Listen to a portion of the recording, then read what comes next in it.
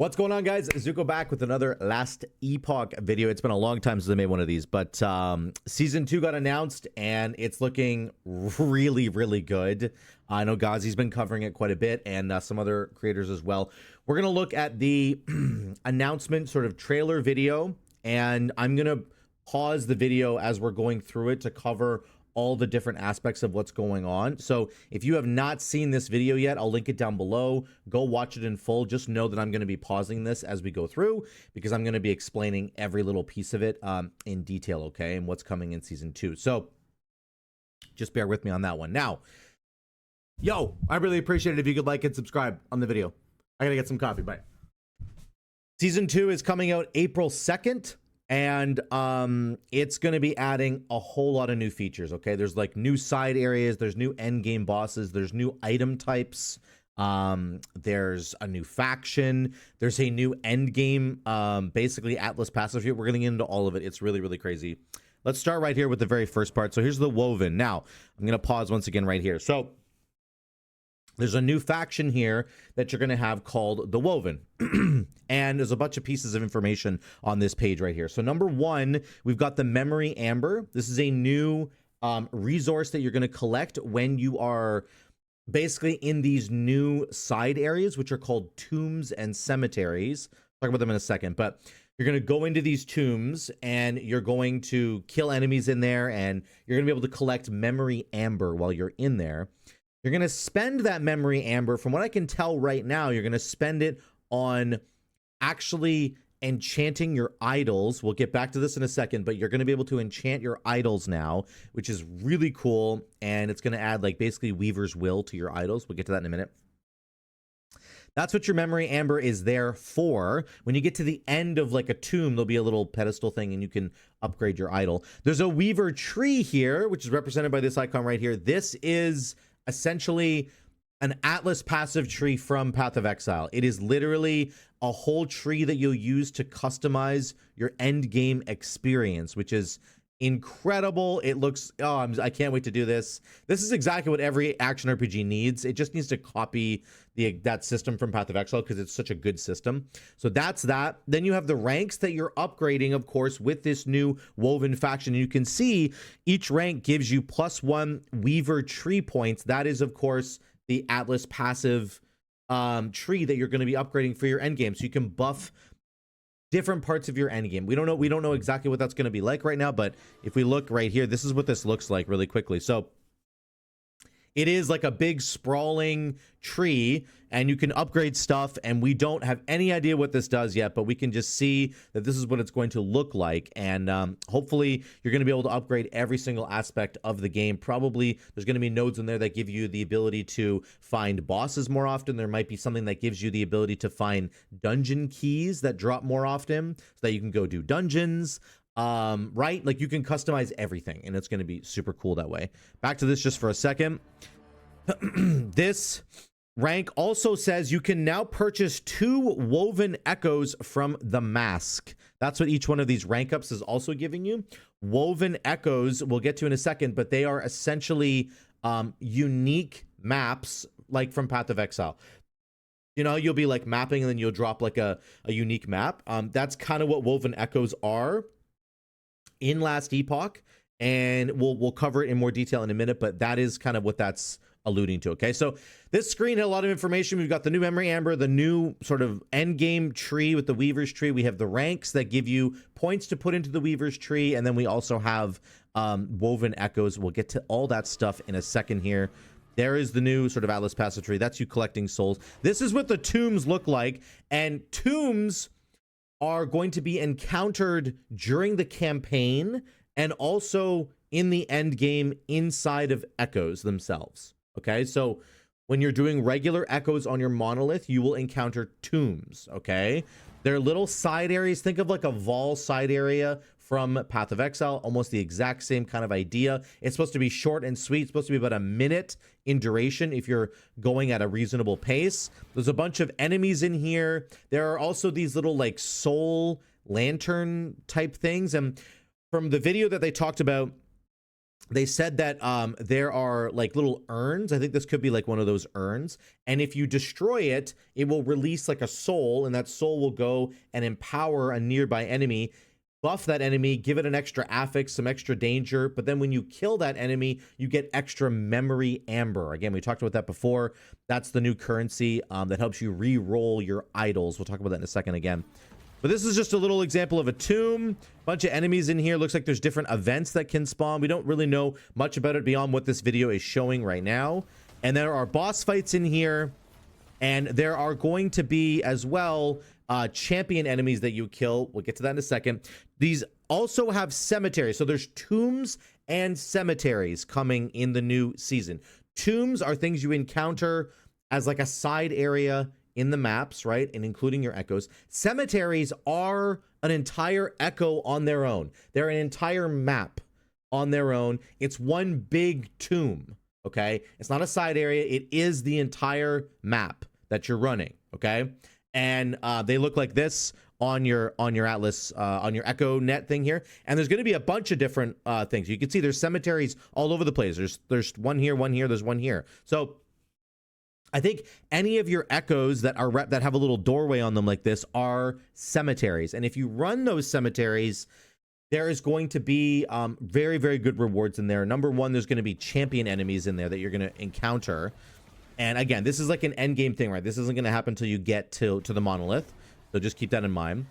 But cemeteries will also have rewards. They mentioned in the video there can be rooms filled with like chests, a bunch of extra chests. I think this is where this guy's running to right now. This end here might have a little chest. It's hard to tell, right?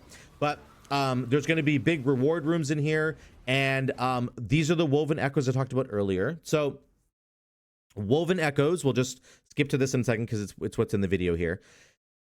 Woven echoes are essentially endgame itemized maps. They are like unique maps in Path of Exile, okay?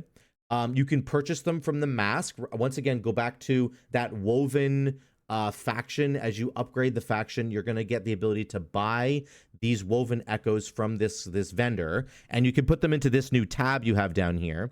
And then you take that woven echo and you put it into the echo map here, the little web. So all these little yellow circles, these represent areas where you can put these woven echoes. When you put the woven echo in, again, you run that echo. It's like a unique echo, like a unique map. It's going to have a unique boss at the end, which has its own drop pool, which is really cool. And when you slot these woven echoes into the timeline here, they actually have effects on other nearby echoes. So the echoes that they attach to are going to have some kind of modifier put onto them. We don't know what it is yet, but it will influence your nearby echoes, for lack of a better word there, okay? So that's what woven echoes are. Basically, at the end of these cemeteries that you do, there's going to be like a little device you can interact with.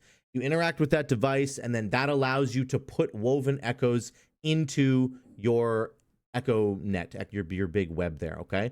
So you can't just slot them in willy-nilly. You have to complete a cemetery, which of course is, as we said, its own echo on the net there. And then once you're done completing the cemetery, then you can put a woven echo into so yeah, complete cemeteries, you get a woven echo, you put the woven echo into your net, then you run it. Boom. Good. Again, new bosses, new encounters, and new items that you could potentially get from these woven echoes. This is part of the new end game, revamp that they're going for. Monolith itself is going to have new bosses on top of regular monolith, like regular echoes and timelines having new bosses. You're also going to have new bosses in the cemeteries and the woven echoes. That has its own set of new bosses as well. So we're getting a lot of new bosses, which is really cool. The Sentinel Rework is coming. They didn't really showcase a lot of this, but I'll talk really quickly about this. Judd did say that the Sentinel Rework is he said there's a little bit of stuff coming for the Forge Guard, but really I think it's more on the Paladin and the Void Knight. They're getting more love in the passive trees, like big revamps to their passive trees, which is pretty cool. But what he said, a couple of bullet points from Judd: Volatile Reversal is getting nerfed, and everything else on Sentinel is getting buffed, because Volatile Reversal was just becoming the go-to ability that you had to use. Electrify builds are getting boosted. Time Rot is getting buffed. Forge Guard, I think, I'm not sure if all Sentinel skills or just Forge Guard, but I think Forge Guard can wield a two-handed weapon and a shield in their offhand, which is kind of cool. That's going to be a passive they can get. And then again, tons of passive changes are coming for Paladin and Void Knight. So lots of rework going on right there. There's a new skill for Rogue called Heartseeker. It's like a heat-seeking missile that flies around.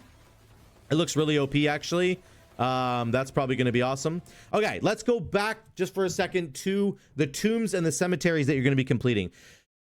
You are going to fight champion enemies. This is a new item, enemy type in the game. They are said to be basically a combo of like a mini boss and a rare enemy put together. And when they die, they are going to drop champion items that have champion affixes on them. I'm going to stop saying champion at some point here, I promise. They will always drop at least one of these items, okay? These champion affixes are sealed, and you're going to see what they look like in a second here. Here they go. So, for example, I know it's kind of fuzzy, but you can look at this item here. +1 intelligence, 5% increased health, 13% lightning resist, and then 24% increased spell damage. And then I think, actually, this might be part of the sealed affix. This sealed affix down here says 16% chance for lightning blast to chain 4 additional times. These champion affixes are going to be very strong. They are going to be like build enabling, super duper strong items. They're meant to be competitive with other like legendary type items. You're not going to be wearing a champion item in every single slot. I got from the video that they said these items, the affixes on them only drop in specific slots. So for example, this 16% chance for lightning blast to chain 4 additional times, that is only ever going to drop in a helmet slot. It will not drop anywhere else. So you're probably going to have, and these are very build specific, so you're probably going to have maybe like 2 or 3 champion items all together on your character. 1 helmet, 1 belt, 1 boots maybe, or something, right? Because those are the 3 that apply to your build, for example, right? Because like this amulet one, 82 ward decay threshold, +1 ward per second per active maelstrom. That is so specific, right? To a maelstrom build, you know, that you're going to be doing. So there's a whole bunch of them here. I'm going to try and pause so I can find another interesting one. Yeah, here we go. This is a better example. Pause right here. Oh, you can't really see, but there are 4 affixes on this item. 1, 2, 3, 4 affixes right here. And then there's the sealed affix as well. So it's not replacing a regular affix on the item. It's a sealed spot all by itself. It cannot be modified at all. So this is, you're going to have to farm for the one that has the best sealed. These things can drop exalted. You can get exalted champion items, and they can have an exalted sealed affix, and these have forging potential, so you can still craft onto the 4 affixes that are on the item. It's just that the sealed affix cannot be touched or modified in any way. Does that make sense? Okay, there's a bunch of really cool ones in here. There is like gain haste after evading. There is 3 minions teleport to you after you use traversal skill. Chance to poison on hit. 5% chance to pierce with multi-shot. Or I think it even goes much higher than that. But there are some really cool. Yeah, 16% pierce chance with multi-shot. There are some really cool champion affixes. Throwing attacks. 23% chance to cast smite on hit with throwing attacks. So anyway, there's a lot of really cool ones that are coming. It's going to motivate you, I would say, to want to farm these champion enemies inside these cemeteries and the tombs to try and get an item with a really cool affix that might apply to your build. That's the idea that you're going for there, okay? So new chase items to try and go get. Now, you cannot turn champion items into legendaries. They cannot be combined in any way. They are their own item class. Again, they can be exalted, but they cannot be combined with a unique to make a legendary. That's not possible. So Again, you're not going to be wearing every single slot with the champion affix on it, but you are going to have a couple that are going to be very relevant to your build, and they're going to be quite strong. Woven offering. This is a new thing that's happening. So you can offer a unique legendary Weaver's Will or set item in here. So here's what you do. You have 2 items that are identical, okay? You have 2 helmets over here, let's say, that are legendary. You're going to sacrifice one, and then you're going to put the other one in there, and it's going to re-roll the stats on the second one. That's what you're doing here. You have to sacrifice one legendary or unique or whatever, and then you re-roll the exact same legendary or unique that you have because you don't like the stats on it and you're trying to get better stats. That's what this is for, okay? So it's not the end of the world, but there might be, like, you might find your BIS legendary, and instead of it having +4 to companion skills or something, it only has +1 to companion skills, and you're like, oh my god, this is the item that I want, but the rolls are so terrible, I'm going to re-roll it and try and get a better one. That's what that is for, okay? That's what that whole system is going to be for. You can do this, I believe, at the end of Cemeteries in the end game. It's not like an early game thing. Okay, there are 3 new runes. Very important to understand what these do. The Rune of Weaving will essentially take a Weaver's Will item and immediately reveal all the stats that you're going to get on it. So this is very relevant for, let's say you pick up a Weaver's Will item and it has like 12 Weaver's Will on it. You're like, holy crap, this is going to get so many stats, but I don't want to spend the next like 3 hours playing the game and having the Weaver's Will item slowly reveal all of its affixes. Instead, you use the Rune of Weaving on it. It immediately reveals all of the Weaver's Will affixes that you were going to get. So you can immediately know if that item is something that you're actually going to want to wear or not, which is very, very cool. Very nice, actually. The Rune of Havoc is one of the better ones. This is like potentially one of the best runes in the game now. It will re-roll. It's going to shuffle the tiers of the affixes on an item. So it has to have 4 exalted. Well, it doesn't have to have 4. It has to have some exalted items. But let's say it does an example here. You have a tier 2 strength, tier 7 dex, tier 3 health, and tier 2 endurance. It's going to shuffle them all. So let's say you really want to have a tier 7 strength roll on here. You can shuffle the tiers of the affixes within the item, which is quite strong. So let's say you have like 2 exalted tiers and then 2 not exalted tiers. You want the exalted tiers to be on these affixes. You can shuffle them and hope to get lucky and get the item that you're looking for. So really, really good there. Rune of Redemption. This is going to change the exalted affixes on an item into different. So let's say you get an exalted item and it has exalted affixes, but they're not what you're looking for. You know, you get like health regen and fire resistance or something. You can change those into damaging ones if that's what you're kind of looking for. So that's quite good as well. All 3 of these look very strong, and they're going to give you more crafting customization. I think especially the Rune of Weaving, in my opinion, is kind of the coolest one. Rax alluded to this in the video, but he basically said like he was so discouraged from picking up Weaver's Will items because he was just like, I don't want to wear this and brick my build for the next hour just to learn what's on this item. I want to just know what's on the item. So that's really cool. You can do that as well. There are apparently 25 new uniques that are coming into the game, and there's a bunch of other items as well. We're going to get to the set stuff and the idol stuff in a second. There's cocooned items where it says it doesn't reveal what it is until you attempt to equip it. I don't really understand what the point of this is, because if you can just like attempt to equip it and then just unequip it, I guess it's going to prevent you from trading it on the market, which is weird. I don't really know. I don't really do the bazaar. I'm always doing the other with all the lenses and like getting the extra items and stuff. So I don't really know why this exists. Somebody explain it to me in the comments if you can, but it kind of destroys your ability to trade it. But there are 25 new legendaries coming, and there are some really strong ones that are coming as well. You're going to get mastery respecialization. This looks really cool as well. They talked about this in the video. Basically, they gave an example of if you're a level 85 character, it would cost you roughly 500,000 gold to respec your character completely. Now, That's kind of a small price to pay for this. Now, for this feature, this does not cost that much at the lower levels. They basically said once you hit level 80 and above, it starts to cost a lot. Before you hit level 80, you can respec probably multiple times if you're interested in trying out different specializations. This is a really, really good quality of life feature that they're adding into the game. There is now going to be endgame set item crafting. They didn't really explain this very well, but this is very interesting. So what you're going to be able to do here is destroy set items, and you're going to get set shards that correspond with the items you destroyed.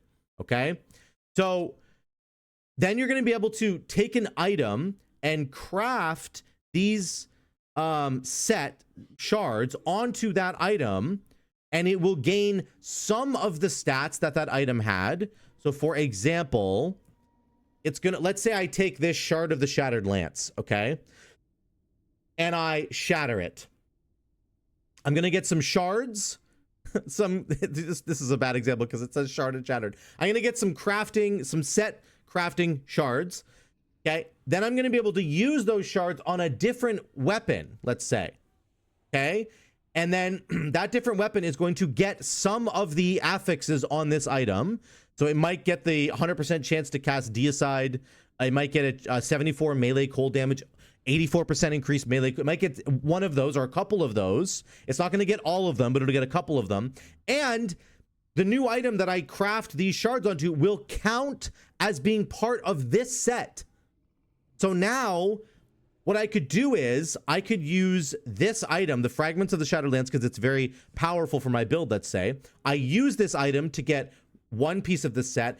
I destroy this and craft it onto like a big two-handed weapon, and now I can use a two-handed weapon and a build that uses two-handed weapons instead of dual wielding, and I can get the full set bonus of these two pieces, but I don't have to use this weapon. That makes sense? So this is a really, really powerful thing, and it's going to reinvigorate all the set items in the game, in my opinion. It's going to really take these set items that were kind of useless in the end game. They get outshined by the legendary items and exalted items, and comboing exalted and uniques together and making really, really, it just gets outshined by that. You might be able to find some really powerful niche stats that are on these sets and put them on other items and still get the bonus of the set you're looking for, which is, I think in particular, any set bonus that's a two-piece set bonus is going to be insanely strong because it doesn't require a huge commitment from you, right? You can take an item that you already have,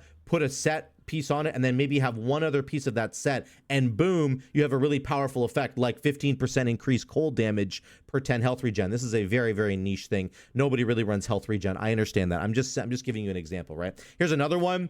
This set has 13% increased elemental cast speed and +1 to fire, lightning, and cold skills. That could be really, really strong for your build, but you might not want to wear this ring. Maybe you don't care about ignite chance. Maybe you don't care about fire damage over time.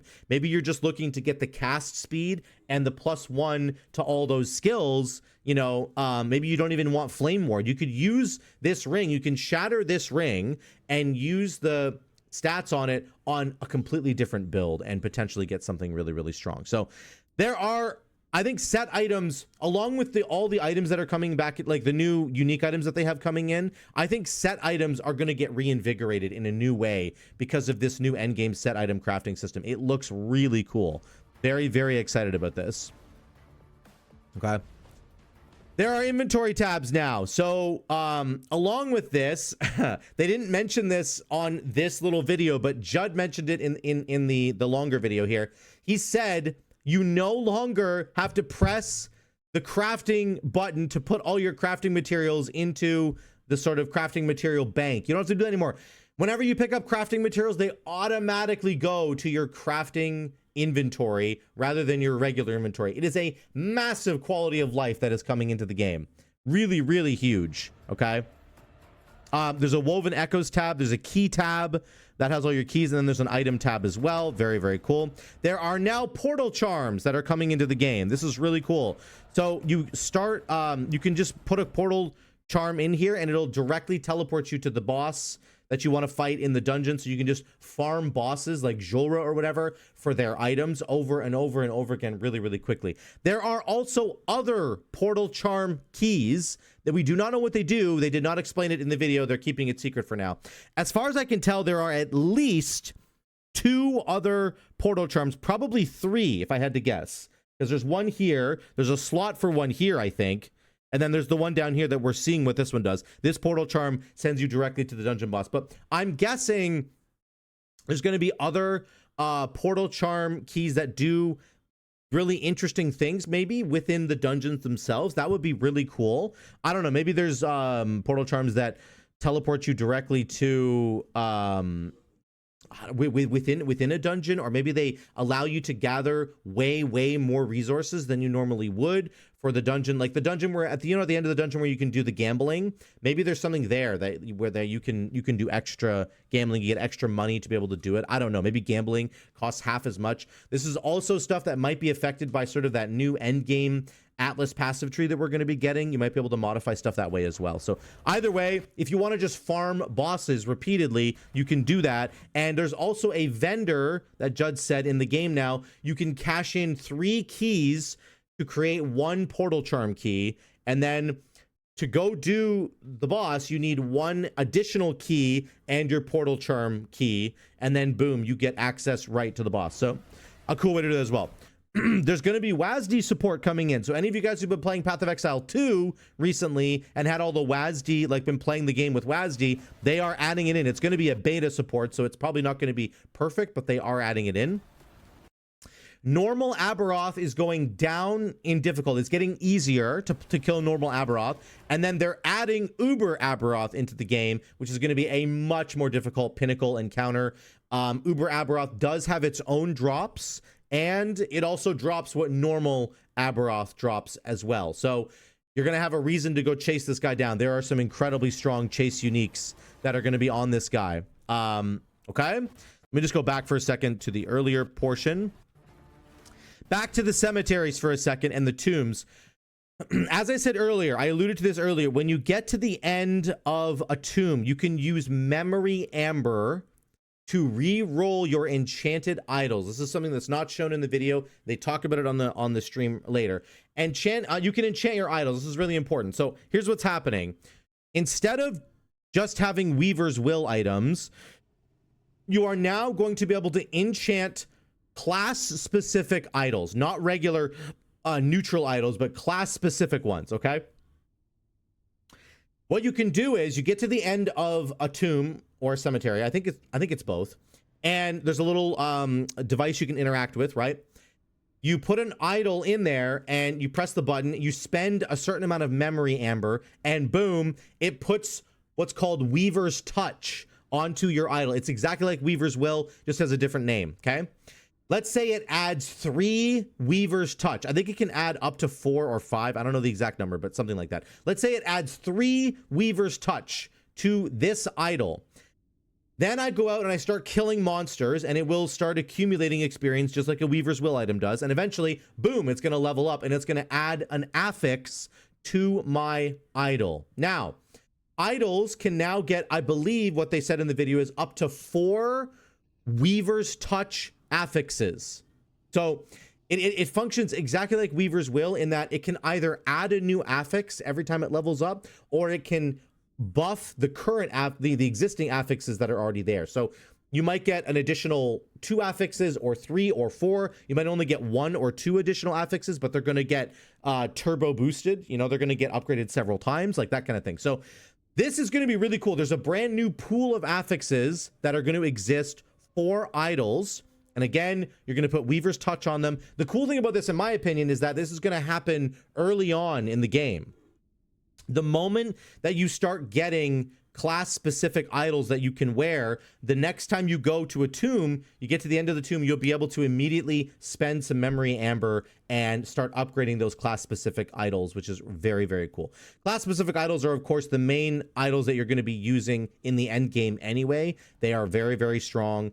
And now, not only are they going to have their regular affixes on them, like you see right here, they're going to get up to 4 Weaver's Touch affixes as well, if I'm understanding the video correctly. And I think that's what's going to be happening. So This is another massive point of power, I would say. Like, you can upgrade up to, I don't know how many class-specific idols you can end up getting, but you're probably going to have at least 4 or 5 in your idol slots here. That's a lot of Weaver's Touch you can add to each one of these things to make them incredibly strong. So, very, very good addition to the game as well. Going to add a lot of power, I would say, to the game. Okay, that's the Enchanting Idols. That is pretty much everything that is in this video. Let me just summarize it really quickly, okay? You're going to be going into these new tombs and these new cemeteries, okay? Cemeteries are the endgame version of tombs. Cemeteries are their own Echo on the Echo map. Tombs exist while you're leveling up and in Echoes in the end game as well. When you do tombs, at the end of a tomb, you can upgrade your idols. You can turn them, you can add Weaver's Touch to your idols with Memory Amber. Memory Amber is a new resource you're going to be gathering when you're doing all this new content, okay? So you're going into tombs, going into cemeteries, you're killing the monsters in there. Inside tombs and cemeteries are champion enemies. Champion enemies have new affixes. They're going to be more dangerous. They're going to have new fight mechanics. And then they're going to drop champion items. Those champion items are going to have a sealed affix that is very build specific, but very, very powerful. It can have things like +1 to maximum companion, you know, your lightning strike thing chains 4 additional times, like really cool things like that, okay? So you're going to want to farm those tombs and cemeteries to find the champion items from those champion enemies.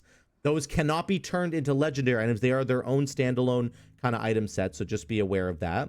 There are 3 new crafting materials, primarily for the end game: Rune of Weaving, Rune of Havoc, Rune of Redemption. I forgot to mention earlier, if you want to use these new runes, they cost 20 forging potential just to use them, so it costs quite a bit. When you are... excuse me. When you get to the end of a cemetery, which is the end game, the new Echoes, right? When you get to the end of that cemetery, you will have a chance to create a woven echo, which is going to be a new little itemized map, right? And you can put those woven echoes into your echo net, into the device, so that you can then run those woven echoes. Woven echoes are, of course, like unique maps from Path of Exile. Okay, they're right there. You can put them into the tree here, and then you can run them. Those woven echoes that you run have unique bosses with unique drops, and they have at the end of them the ability, at the end of the woven echoes, you have the ability to change some of your items with a woven offering. There's new bosses on the Monolith as well. Did they show the woven? There's the champion enemies there. There's the champion affix. There's the woven offering. So this happens at the end of the woven echoes. Very, very important to understand that you're going to want to run these things so you can do them, okay? And you can change, you know, items into other items. You can also, you can do the set thing as well. Yeah, this thing as well. This is, I believe, at the end of woven echoes as well. I think that in the video they said there are specific woven echoes that you're going to have to do if you want to go and shatter a bunch of set items. So you might get multiple uses as well. You can see 1 out of 2 uses remain right here. So that's that right there. That's it. I think I covered everything. There's new Uber Aberroth is there. There are unique, sorry, I'll cover this as well. In the end game, when you're like traversing through your monoliths and your echoes, there, again, if you do a woven echo and it has a unique boss, that unique boss will scale in difficulty and rewards with the modifiers on that monolith, on that timeline. So if you have like 500 corruption on it, then the boss that you're fighting in the Woven Echo will have 500 corruption on him, and he will be much harder, and he will give you much better loot as well. So that's something you can do as well, which is really, really cool. Okay? That's basically it, guys. There's the new Sentinel stuff. There's the Mastery Respec. There's a bunch of quality of life. There's Dungeon Portal Charms. Very, very cool. Some WASD support. It's going to be incredible. I'm telling you right now, this to me is going to be absolutely incredible. I've been waiting to dig into another Last Epoch season for a long time. And I think that, like, with all the hype that came out around Path of Exile 2, which, you know, it was deserved. The hype was really cool. The game is really cool, but it was obviously in an alpha state. And I think a lot of the times when alphas come out now, or even betas, and we get sort of early access into a game, a lot of times we think the game is pretty much 95% done. They're just figuring out some bugs and stuff. And that was just clearly not the case, I think, with Path of Exile 2. And they, you know, they did tell us that there were lots of things that were unfinished, like there were classes that weren't even done yet, and I get it. But I don't know, for some reason, I'm really excited about this last Epoch stuff. I think that this is going to give us the ability to spend way more time in the end game progressing our characters in a way that has not existed so far in the game. And I just think all of the stuff that exists in Last Epoch now is incredible, right? The changes they made to the shrines that have multiple different modifiers and buffs that are coming through, the loot lizards that got added to the game, they're really fun. You've now got the chests, the super duper chests that are all over the place that can have really incredible rewards. You've got the experimental items that come from those Forsaken like mages that are all over the place. You've got the Forgotten Knights endgame faction that you're going to be, we progress through now. Like, they've just been steadily adding more and more things. You have the bazaar that you can trade items, right? They've just been adding more and more items, ideas into the game. And this now with season 2 and all the additional stuff they're adding now, I feel like the game has really been completely fleshed out now, and it just feels like it has a lot of substance there that you can grab onto. So let me know what you guys think in the comments down below. I know that was a little bit longer, but this is just a summary of everything that's coming. I tried to make sure to highlight the stuff that wasn't explained very well in the reveal video, and I hope you guys are going to join me for Last Epoch. I'm definitely going to be doing it on stream. It's going to be really exciting, and I can't wait to jump into this. Again, it's on April 2nd is when it's coming, so it's less than a month from now. It's looking really good. So let me know what you think in the comments down below. Thank you for watching. Love you guys. I'll see you in the next one.